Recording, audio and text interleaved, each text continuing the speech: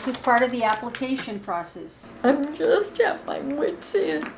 I don't know what to do. Vicki Vaughn has come to this small office in Las Cruces seeking relief from fibromyalgia, a medical condition that causes severe joint and muscle pain. I'm 60 years old, and I just can't stand it anymore.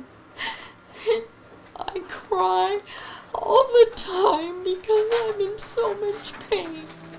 So this is the checklist. Hilda Chavez is a traditional naturopath and a patient advocate. She helps people apply for New Mexico's medical marijuana program. If you qualify, which I think you do, Yes. we will get you certified so that you can participate in this program totally legally and have peace of mind and access to medicinal quality marijuana. The program is run by the New Mexico Department of Health.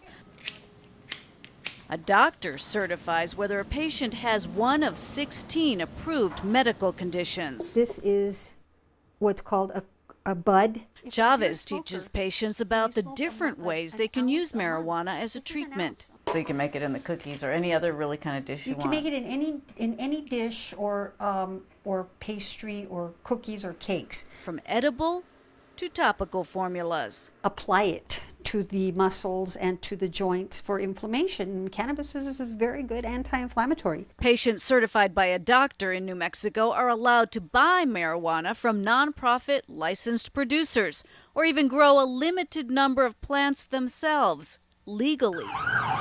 It's in stark contrast to just across the border in Mexico, where smugglers of marijuana and other drugs have turned places like nearby Juarez into a bloody battleground. And come back around.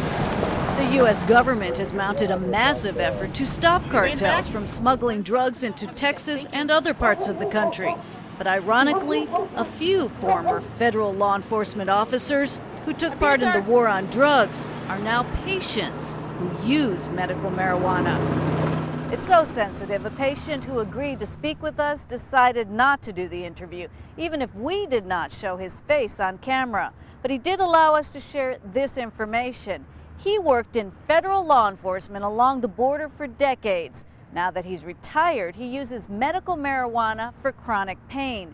Pain caused by an old gunshot wound, a wound he suffered years ago during a drug bust. Susan Terrazas lives with chronic pain. It's the pain and the suffering that you go through every day. She's in I wouldn't have made chemotherapy it this for far. ovarian cancer. And, She wanted an alternative to the heavy-duty still have a prescription painkillers. First, I was taking some Vicodins, then some oxycodone, and then I got on Oxycontin. But I didn't really like the Oxycontin because that's strong. And I preferred taking something more herbal.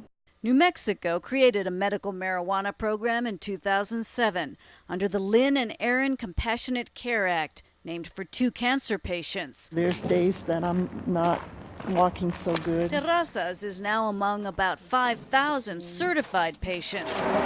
Some have moved across the state line to meet a residency requirement. Yeah, there's patients in Texas who have moved here or already have residences here who qualify. I'm a very law-abiding citizen, and I was even hesitant to come here because I knew it was against federal law. But medical marijuana is legal for qualified patients in New Mexico Use your cane, make sure and a you growing number of other states. Okay, Thank you.